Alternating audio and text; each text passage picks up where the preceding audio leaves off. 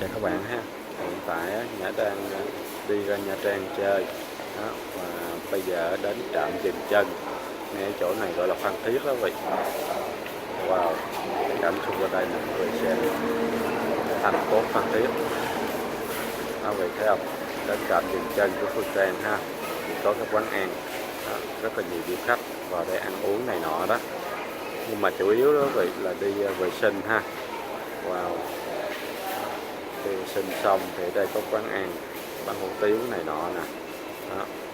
Wow, ai thích ăn cái gì thì cứ ghé ăn ha.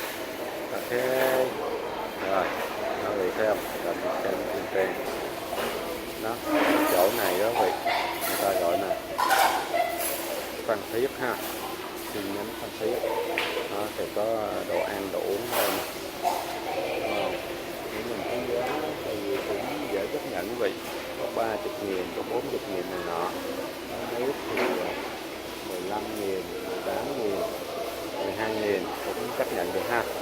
Ok, đó, rồi xem cảnh xung quanh đây. Rồi chuẩn bị đi tiếp nha quý vị.